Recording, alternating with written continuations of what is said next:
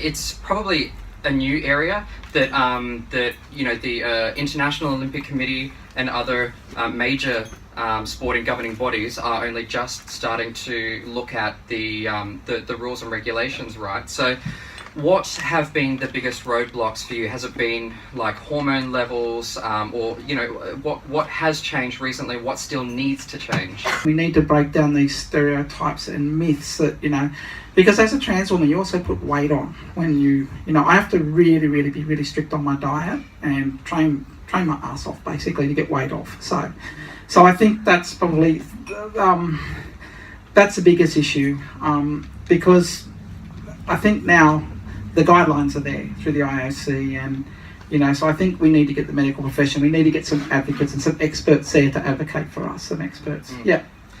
Have you found that people are worried about physical advantage from pre-transition, and how long that takes for that physical advantage from being pre-transition carrying over into post-transition? For sure. I think that's a big issue.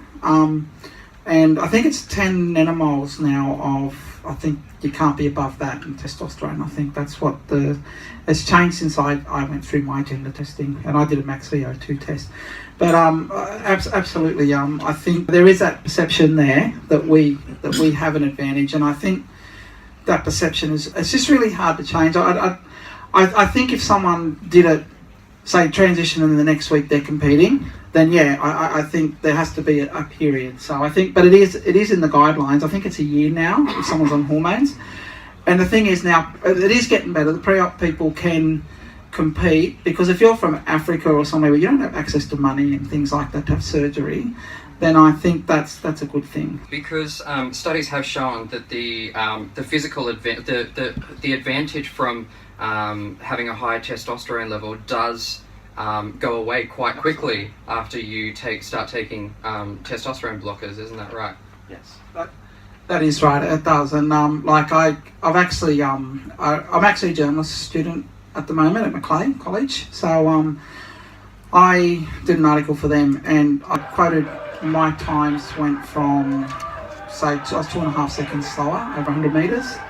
My bench press went from like 120 kg down to about, I can bench now about 75, 80, which is still impressive, but impressive for a sportswoman. And I'd say someone like Michelle, she'd be able to bench press that. It's there you go. So I can't. You're a diver, so. But probably wouldn't have the flexibility and all that sort of stuff. So no, but that's trained, and you train for different flexibility and a strength for sure, and core and all that, and so I suppose different strengths for different sports. Yeah. So I think what the main point, and I think something that we need to emphasize with the wider community is that any hormonal advantage that someone might have transitioning, it doesn't exist anymore once the testosterone blockers are administered. Once somebody has hormonally transitioned, a trans woman doesn't benefit from the same testosterone benefits that she used to have, and that so any resistance or any anxiety that there is about letting trans women compete against cisgendered women based on hormones is not a valid concern. Absolutely, 100%. The only thing I will say, and I think this issue now probably, playing rugby, I had really great skills, because I played since I was 4 years old, so I catch, pass, all that sort of stuff. Could tackle well because I've been trained from a young age. So that's probably being socialised as a boy, that probably helped me. But I think as far as power, strength and all that, I played against a girl, she was 130 kilos, she dragged me 10 metres across the sideline, and like Gordon Tallis did the Brett Hodgson State of Origin. So, like a big Tongan girl got hit by a Tongan truck, dragged across the sideline. So, Yeah, that's. I mean, it sounds kind of hot, but also if that's what you're into. In the absolute interest of fairness, there are some physical maybe advantages that someone who's transitioned might have if they have had to gone through puberty as a boy. They might be taller, or they might have different physical characteristics, and so that is a valid concern, right? But do you think it's enough of a concern to actually have any validity in this argument for letting trans people compete in cisgendered sports? Well, I don't think so. Brian Jackson, 6'4", brilliant player. We're all built certain ways. I've actually often thought about that. What I would have been like as an athlete if I didn't go, and I still think I would have been a good athlete. I probably would have been lighter. I would have been probably even quicker.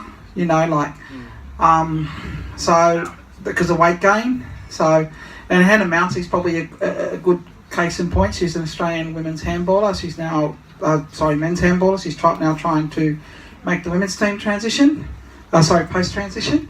And she says she's put weight on and it's really hard for her to get around the court. So it's sort of, it's I don't see it as being an advantage. Sure, I suppose there's a if you went through puberty as a male, and then there's you that wouldn't. So, and hopefully when these kids can, not have to go through that male puberty, that takes that argument away because they won't have that puberty. But for us, for my generation, I often wonder what I would have been like, and I still think I would have been a little bull terrier. So, Thank you so much, Caroline. It's been very insightful. I could talk about this stuff forever.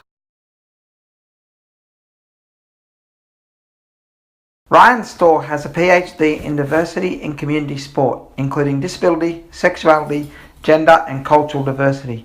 Mr. Storr is a university lecturer and writes policy for Proud to Play, an organisation advocating for creative inclusion for LGBTIQ kids when they play sport. When asked if LGBTIQ people are judged more than racially diverse people, as some people still see being LGB as a choice, he responded with, "Answer is complex. Yes and no. Other forms of difference are visible, that is, race, gender. Sexuality, for example, hidden, can't see at times. It's because it's about sex and strict gender roles. LGBTI underpinned with gender and strict roles and how gender should be performed and policed."